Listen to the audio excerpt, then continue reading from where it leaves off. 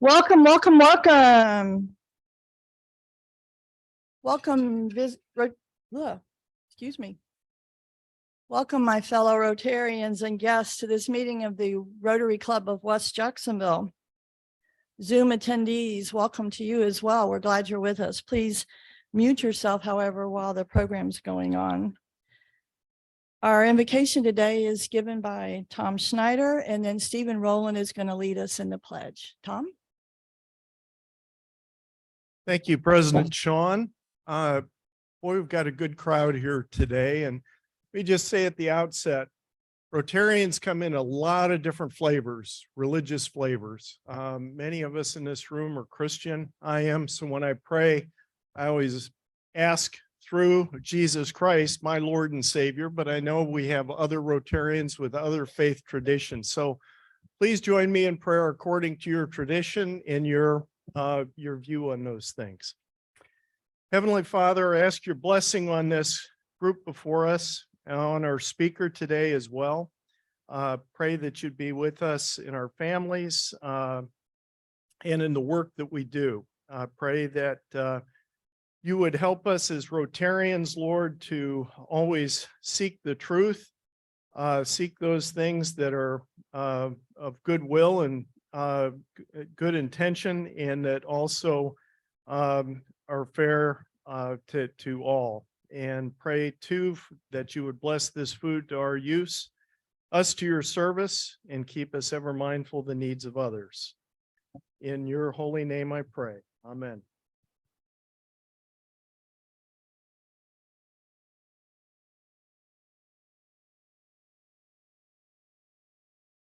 If you will all join me, place the flag and pledge allegiance to the flag of our great country.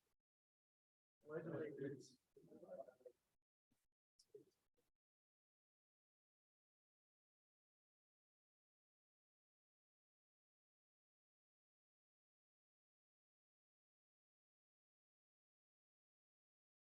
Great. Thank you so much, Tom and Stephen. And as I stood there as we did the pledge, I thought, you know, the pledge really takes on a special meaning. It's always special, but it takes on an even more special meaning this week as we celebrate Veterans Day. So if you are currently serving in the military or one of the related services, or you are a veteran, if you would please stand or wave so we can recognize you, please.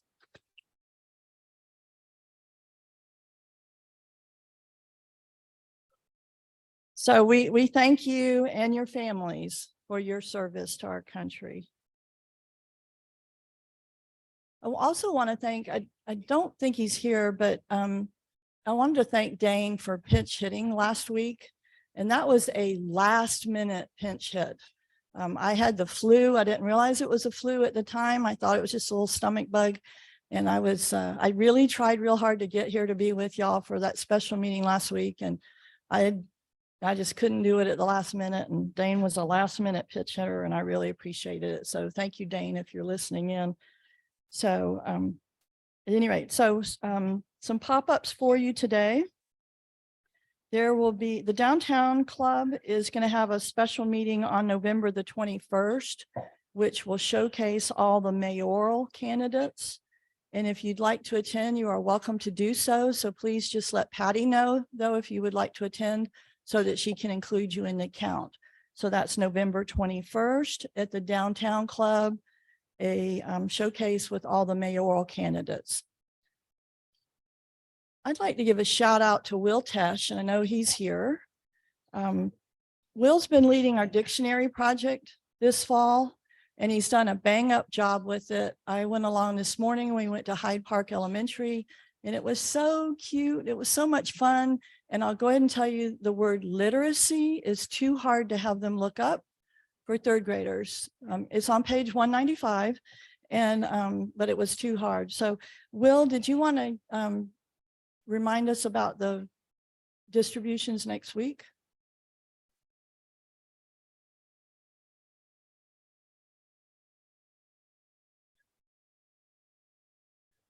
enough to have volunteers for all of the classes for White House on Tuesday.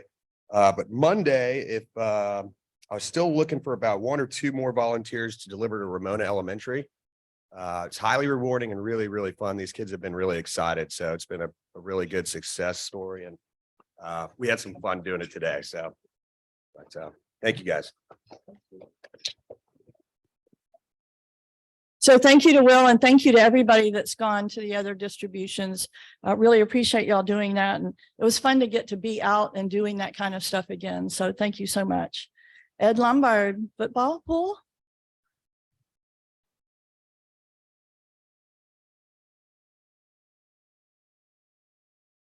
I'm assuming I did not win last week, right? Gosh. Joe, did you have an update on foundation? We're good to go? Great, thank you. Okay, there should be sign-up sheets on your tables for bell ringing on Friday, December the 2nd. Friday, December the 2nd, bell ringing. Please be sure to sign up. You can either sign up on the sign-up sheets or use DAC-DB to do that. Friday, December the 2nd. And then next week, we have our traditional Thanksgiving program to be delivered by our own Doug Milne. So be sure to be here for that.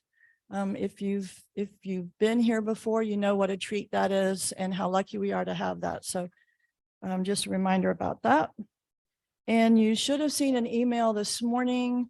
Out of an abundance of caution, the multi-club social that was scheduled for tonight has been canceled out of, just because there's some uncertainty about the weather. I'm sure it'll be rescheduled for later, but are there any pop-ups that I have missed?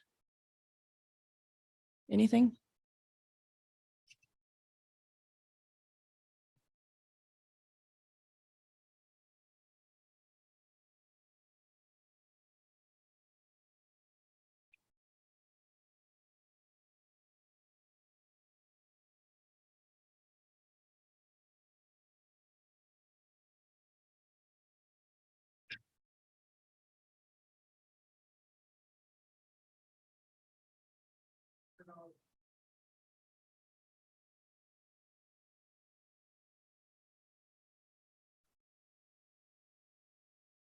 Okay, so you know who to see to participate in that, and she's only $100 shy.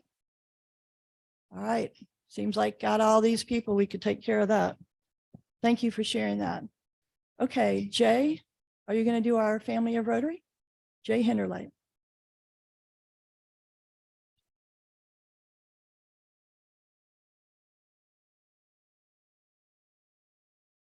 Thank you, President Sean. All right, I've got birthdays for this week and last. Jim Lanier, are you here on Zoom? He was November 1st. Jeff Ludwig, November 2nd. Let's see, Mike Prendergast. Yesterday, past President Mary Pat.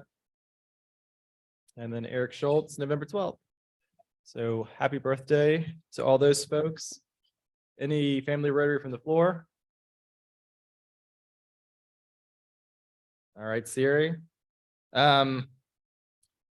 So in tradition, I Googled jokes that are so cringeworthy you can't help but laugh. I've got 3 for you. 1, why don't oysters donate to charity? Nothing? Because they're shellfish. Really? Really? Ruining? All right. Here's one for our clerk. Why are colds bad criminals? Because they're easy to catch. All right, last one. What happens when you witness a shipwreck? You let it sink in. And while I let that sink in, I'm going to conclude my report. Thank you, President Sean. So is it the truth? Yes, those were cringeworthy. Sergeant at Arms Carter. Take it away. Thank you, President Sean. Jay, that was cringeworthy, but awesome. I think we're all better off for that. Usually I get up here and I do my spiel on a little bit of Rotary history to enlighten everybody about the program you're involved in. But today, similar to Jay, I thought I would throw it back out at you guys. Hopefully we get a little bit more participation, but we'll see what happens. And I had some trivia questions for everybody. So first off, does anybody know what the first service project was that Rotary did in Chicago? Close. Restrooms, public restrooms, yes. Yeah. Thanks for chiming in. So I think we all know Rotary's primary motto is service above self, but there's also a secondary motto. Does anybody know what that is? It's the one profits most who serves best. So keep that in mind as you're going through your day. There is a, I don't know if this is fact or not, but there is supposedly a fifth Rotary test, similar to the four-way test up here. Does anybody know what the supposed fifth one is? I know somebody knows this. Is it fun? Does anybody know where the first Rotary convention was? Chicago. Bonus question. Do you know what year? 1910. And last but not least, does anybody know the year the first woman joined Rotary?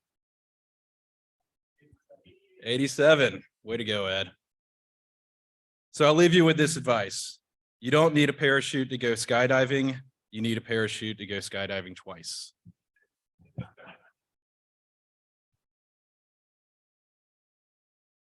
Forgot to bring my other mic up here. I'd like to visit or mention our visiting Rotarians today. I'm going to bring it to Tim Johnson. He will be introducing our first Rotarian. Let me reintroduce you to our new friend. I know you've seen Desi Pollard before. He's the president-elect for the Northwest Jax Rotary. We spent last Saturday together with Dane at the Pets training. Stand up, Desi, so everybody can say hi to you. Desi Pollard, Northwest Jax, president-elect. Thank you, Tim and Desi. We're glad to have you here today. Judge Wallace has a visiting Rotarian. I can't miss y'all. Here you go. Here you go. Glad to have with us today my son Nathaniel Wallace. Nathaniel, stand up, and he's embarking on a new career path. So we'll tell you more about that. Thank you. And Mr. Corrigan would like to introduce our guest today. From my seated position, I'd like to introduce my nephew, Brian Corrigan.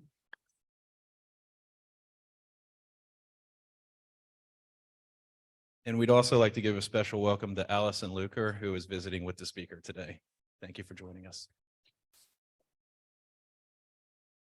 And President Sean will now announce our speaker.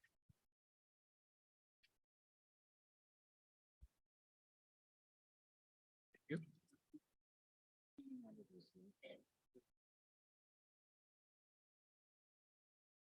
Great. Thank you, Carter. And welcome to our visiting Rotarian and guests. Thanks for being here. Good to see you again, Nathaniel. So it's my pleasure to introduce our speaker today.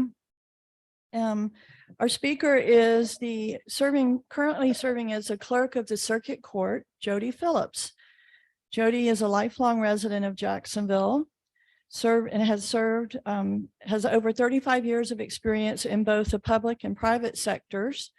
He's been serving as the clerk of the circuit court since January of 2021. Prior to that, he served as the chief operating officer in the clerk's office. Since taking office as clerk of the circuit court, he's completed an extensive certification program for newly elected clerks known as the New Clerks Academy, which includes a total of 240 hours of training and education and covers more than 1,000 statutory duties in the position as clerk. That's a lot of duties. Wow. As a result of that, he is honored to be distinguished as a certified Florida clerk. He's proud to have implemented new initiatives, including assisting members of the public in a program called the Free Property Fraud Alert, the comprehensive driver's license reinstatement program entitled Let's Drive Jacksonville, and offering expanded passport application hours, which I know folks appreciate. He cites his most cherished role as being a devoted husband to his wife, Susan, and a proud father and grandfather to his 2 children and 4 grandchildren. So please help me welcome our speaker, Jody Phillips.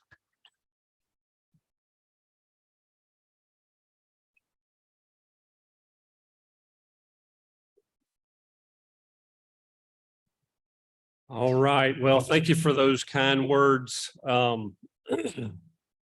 have a joke, but I don't think I'm going to tell it.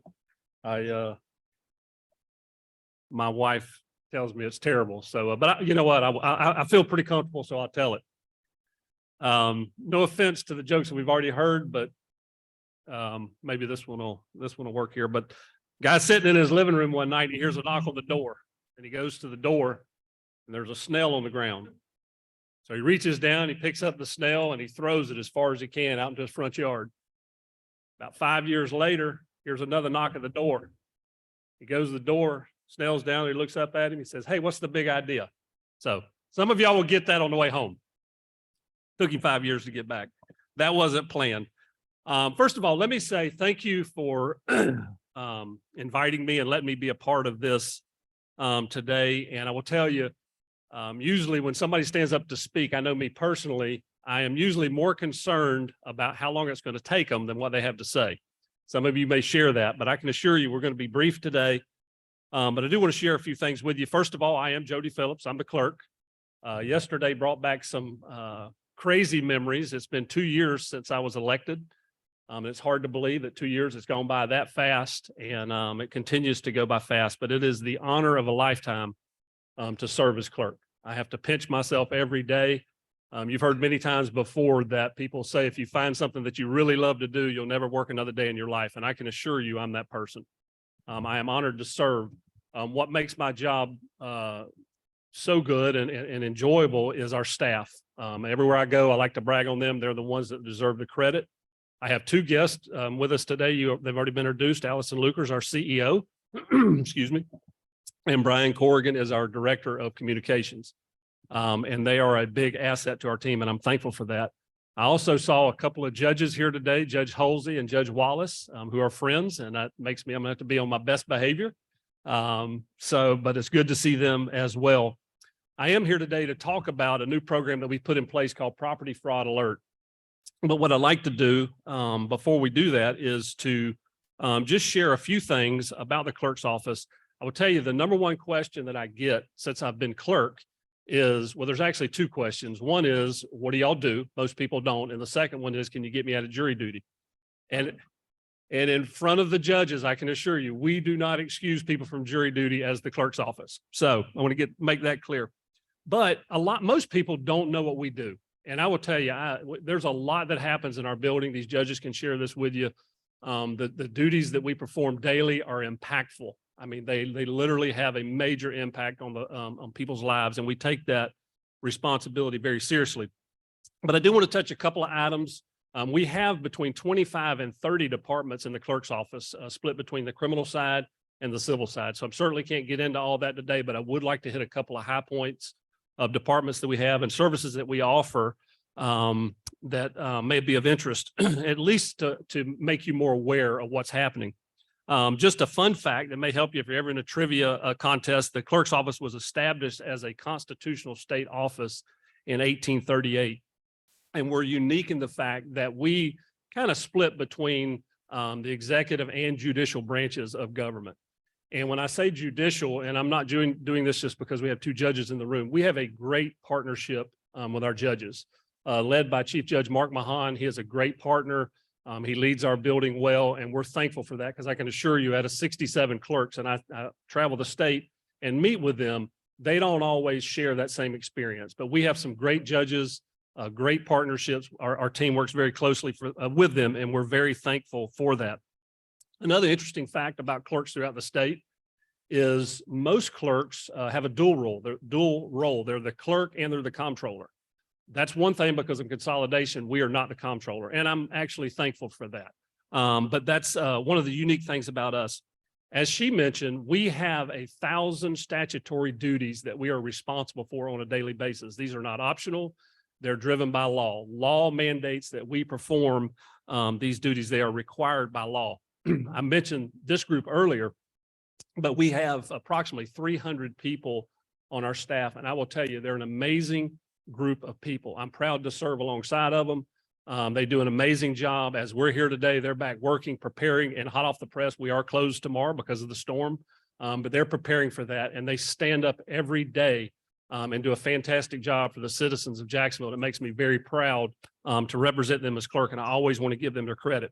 We have 2 branches. We have an office, obviously down in the big building downtown, and then we have one in Neptune Beach. It's a full functioning office. All of our services are offered there, and those are the 2 offices that we have. Now, obviously, time would not allow for me to go through all 1,000 statutory duties that we have. And to be quite honest with you, I'm not sure what all 1,000 are. But I do want to share a couple of things that are very near and dear to me as the clerk and our staff. And one of those is we have a domestic violence department at the clerk's office. Now, it saddens me to tell you that this is literally one of the busiest departments that we have. Domestic violence is, excuse me, is something that is running rampant, and it's alarming of what's happening. Most people are not aware of that, but we have a compassionate staff on a daily basis. They assist these petitioners that come in to file petitions for protection, and they're very compassionate. And this is a very difficult time in a lot of people's lives, but I'm thankful for a staff, excuse me, that takes the time and helps them through these difficult times. And then, in addition to that, and I want to, this is important, a point to make here, is we put them in contact with Hubbard House. Some of you, or most of you, are probably aware of Hubbard House. Some of you may be involved in Hubbard House. We are very proud to have a great partnership with Hubbard House. And what that means is, and let me just step back just to kind of put this in perspective. Just in the past year alone, there have been 6,000 domestic violence cases filed in Duval County. In Duval County alone, that's alarming. That's way too many. Those are the ones that are reported. We all know that there's many cases that in domestic violence that aren't reported. But what Hubbard House, their goal is they take these people in at a difficult time in their life, and they help them with various things. But Hubbard House has needs. And so we've had a great partnership with them. We do this through fundraising. We do donation drives. The month of October has been identified as Domestic Violence Awareness Month. And so that's a month they have their breakfast, they do their fundraisers, and we're very involved with that. Something that is really cool, if you've been at the courthouse during the month of October, we place 6,000 purple flags in the front lawn of the courthouse. It's a beautiful display. And like somebody said, when we were replacing them this year, and we try to do this every year, it's too many. And we want to see that number decrease.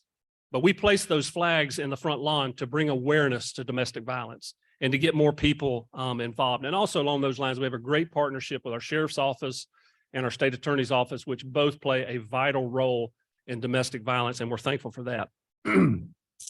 Another department I'd like to share with you briefly is we are, and a lot of people don't know this, we are a passport facility. We have been since 2016. You can come to our office and get a passport. You bring the information that you need. It's provided on our website. If you can come to the office, you can make an appointment. Either way, you can go to our Beaches branch. But we are a passport facility. Just this past year, we have taken in 10,000 passport applications, 10,000. So people are traveling, contrary to what you might hear. But that has just happened in the past year. This happens at our downtown office and our Beaches office.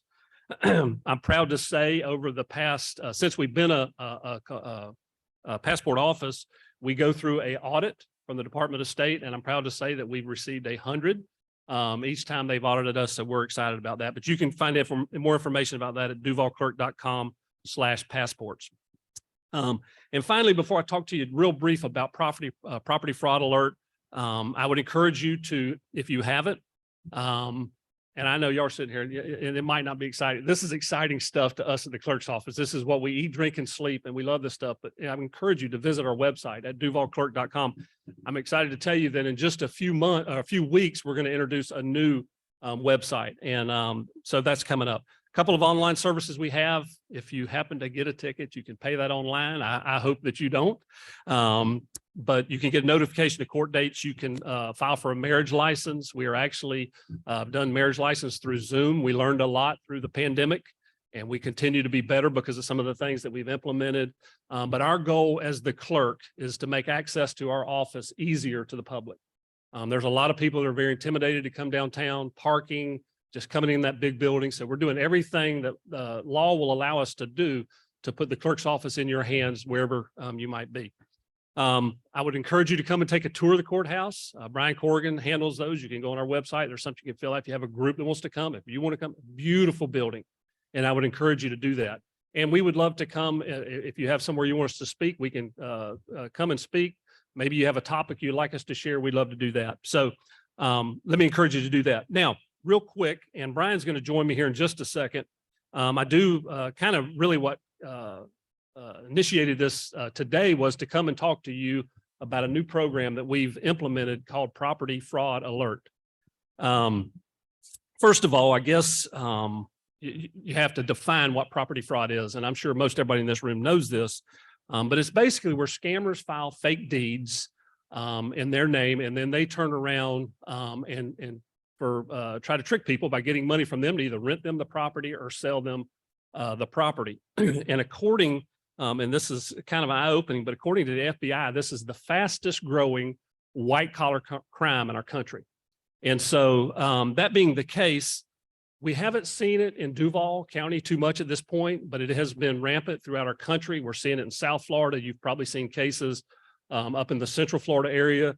If you haven't, you can go home today and YouTube this. There are some alarming stories where people literally find out their property is being sold, the day of. And so this happens a lot of time, people maybe have multiple properties or whatever it might be. It's alarming, but that's how these scammers work. That's how they think. And so because of this, and the fact that just in this last year, there have been approximately 50,000 deeds recorded in our office, we felt like this is something that we should get out in front of. And that's why we have implemented property fraud alerts. Are you ready? And this is interesting. The best part about this program is it's free. Now, if you're like me, when somebody says free, I get worried. But this program is absolutely free. The only thing that would possibly happen to you if you sign up is you probably will get called for jury duty. But anyway, I'm kidding. That does not happen. But this program is completely free. And it's a system that we put in place this summer. And since we've put it in place, we've had approximately 13,000 people sign up. It's another layer of security to protect you. And there's two questions. All you have to do, I've already signed up. It's very easy. And I think Brian has this up on the screen. This is our website. You accept the disclaimer and you answer two questions. You enter your name or the business that you want to be notified at. Are you there, Brian? You want to go there?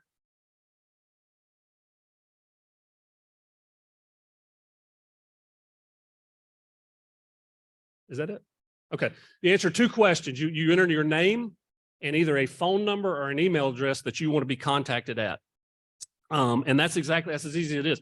You can enter your spouse, you can enter multiple people, your relatives, whoever it might be. And so really what we're out trying to get people to do is get as many people as we can to sign up. I signed up. I will tell you just recently, I received a notification that something had been recorded in my wife's name.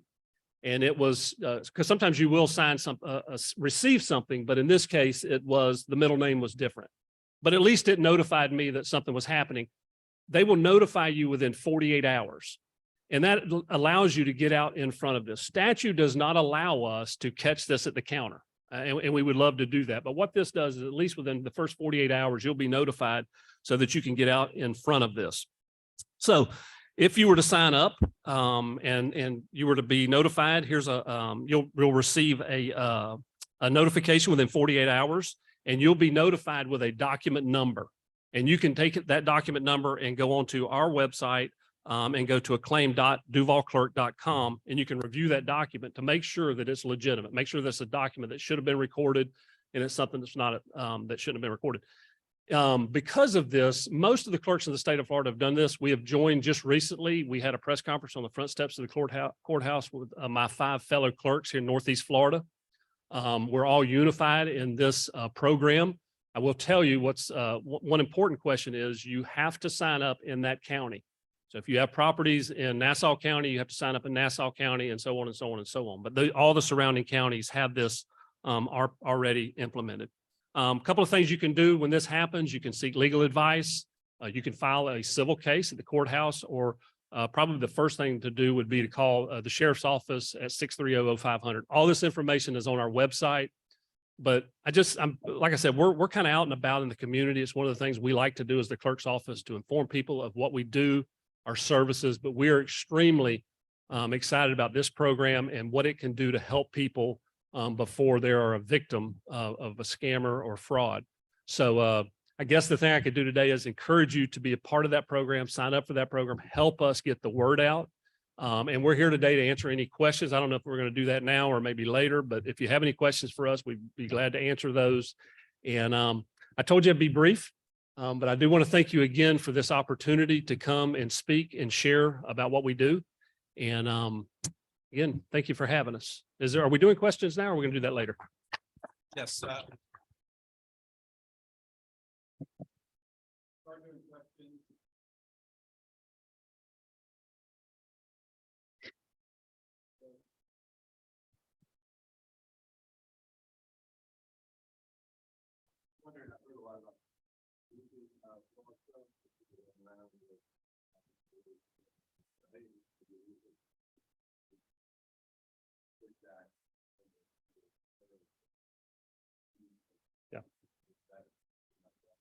We have. That doesn't fall under this because that's not necessarily a recorded document. Now, if they were to record a notice of commencement or something like that, that would be picked up. My recommendation in those cases is to contact JSO because that is something that's, and I know the insurance companies there's legislation in place to work on that because that is a real problem in our state, especially with the storms that we have. They'll be out and about. So we have I got the microphone working. We have a question back here. Yes, Jody. Is this service applicable to commercial properties?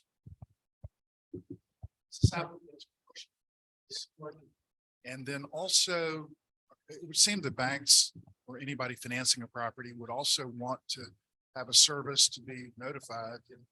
Are you finding that they're participants in this program, or is that a reliable source for detecting fraud? is the first question is yes on the commercial property or a business. I didn't, the second question, did you ask, were the banks using this service or?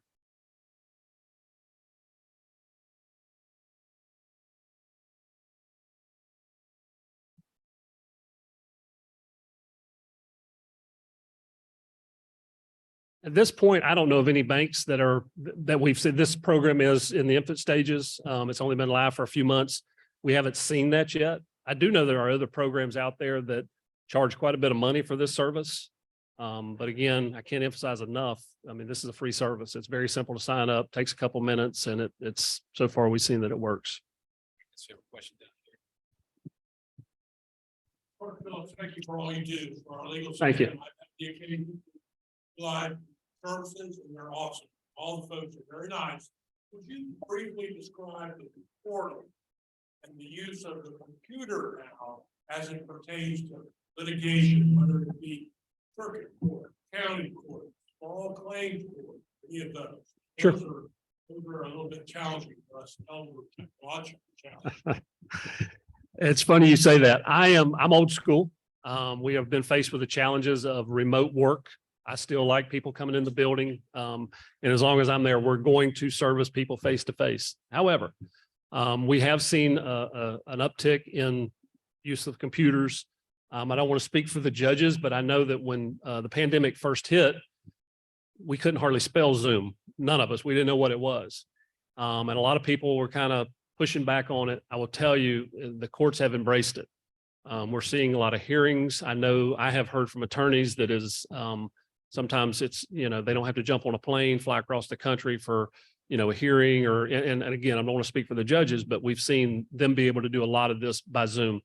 We continue our IT department. We've actually birthed a department just recently. It's called Continuous Improvement. And we have 4 people on that staff. They're all pretty much IT backgrounds, but they are looking at different ways of doing business. Because although I'm old school and I still like people coming in the building, I know that there's certain things we can't fight. And so they're, as we speak, they're looking at different programs, different ways that we can service the public through the computer. So we're still, and then another thing too for us, this is all law drives this. So we have parameters that we have to stay within because of law. So, but I think you're going to see more and more in the court system. I know that they did a couple of trials online or by Zoom. I did have one attorney tell me that he was doing a hearing and his client answered the question before he could object. And so he said that was a little bit of a challenge. So I think we'll see more and more of that as we go forward. I know that we're certainly looking into it.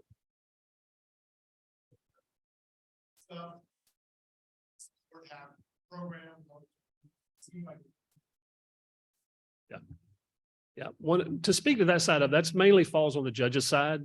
And I mentioned a while ago, a lot of people ask us what we do at the clerk's office, and really the best definition is we're the keeper of the record.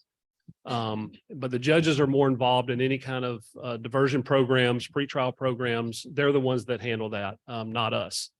And so, but I do know that Hubbard House is, and we've got some other, we have one, I want to compliment these people, but there's another program called the Isaiah House. And they're unique in the fact that we partner with them. We've been able to raise some funds with them, but they actually take a foster child. And I didn't even know this happened. They take a foster child just the first 3 days. When this child has no shoes, they need a blanket, they need a jacket. That's what they do. And then they place them.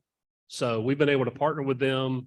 They've got some exciting things happening, but I know that Hubbard House and Isaiah House, some of these programs, they work pretty close with the judges. Yeah, I just wanted to speak. We do in the judiciary have a really close working relationship with the clerk and Jody and his team and Brian do a remarkable job. They're very responsive. During the COVID era, we're trying to get jury trials going again and bringing jurors in without scaring them and worrying about how they would react to coming in and being around a lot of people. And people like Brian Corrigan were just really remarkable in terms of handling all the different views of the judges and working out logistics. And just yesterday, I called and got people from the clerk's office to come down and talk about some case management requirements that are being imposed on us. So your office, Jody, is remarkably responsive to the needs.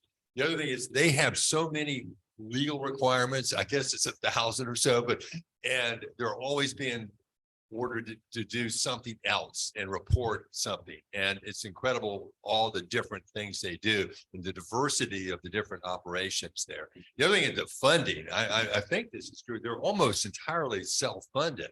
And that has presented some real challenges for the clerk's office in recent years because they're expected to do all this. And yet, where does the money come from? Well, they have to collect their own money for the most part. Isn't that right? That's correct. Yeah. Anyway, I just wanted to put in a word and thank you publicly for how good a job you all do and just what a good working relationship it is between the judiciary and the court because we are very close. It's kind of like separation of powers. We do the orders and so forth, but they keep the records. And then the last point I want to make is that domestic violence team, what they do is they meet with the people who come in and help calm them down, help organize their thinking and help them prepare the petitions that then come to us. But their team down there, Ashley and April, they do a wonderful job. So anyway, just to sound out and how important your work is, how great a job you all did. We appreciate that. Did you write all that down?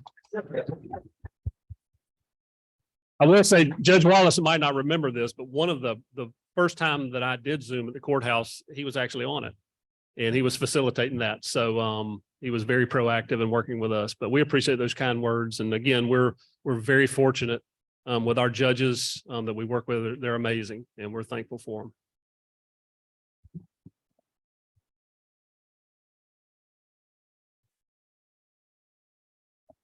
You mentioned old school and having to do things by law, the way the law specifies.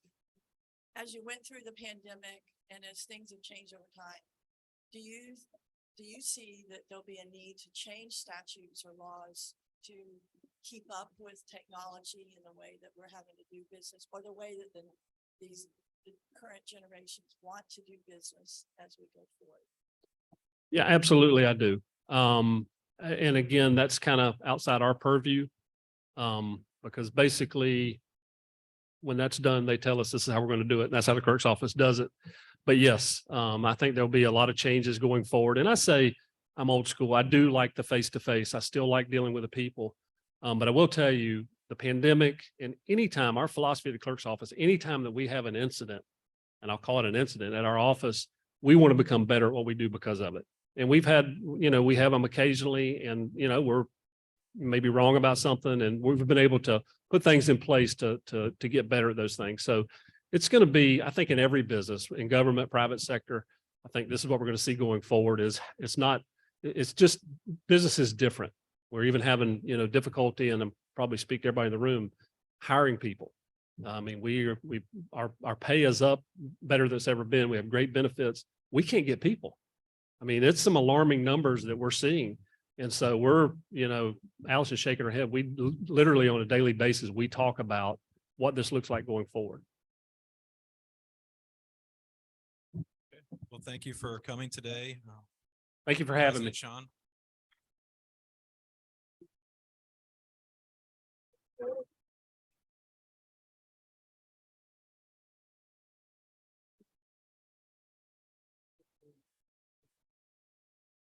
Y'all help me thank Jody for being here today. I had no idea that your department did so many things, and I would have never thought to look there for domestic violence resources and so forth. So thank you for all that y'all do. And cousin Brian, we're very proud of you as well. So I know you probably paid the judge to say those things, right? Yeah. So, but thank you so much for being here. We appreciate all that your department does for us. And, there's such a tendency to criticize government and government agencies and offices. And it's clear that you're trying to do innovative things, and we appreciate it. We appreciate y'all's service. So thank you. And thank you to everybody that participated in the meeting today. Tom, Stephen, Jay, Joe, Stu, Patty, Carter, thank you all for helping make this a good meeting today. It's an angry looking day out there.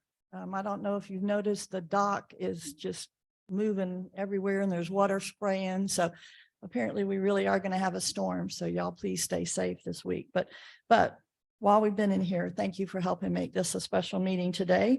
And thank you to our visitors and our guests. Desi, thanks for being here. Allison, Brian, Nathaniel, good to see you again. Of course, our speaker, Jody. You all are welcome here anytime. We hope we'll see you again. So please join us anytime.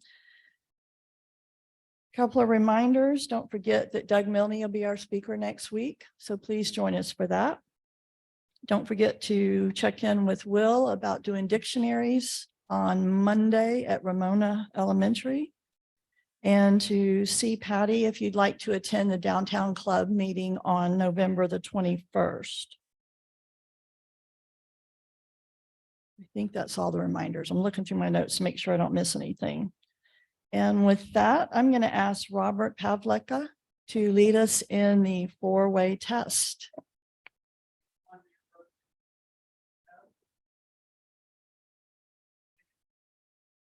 Is it true?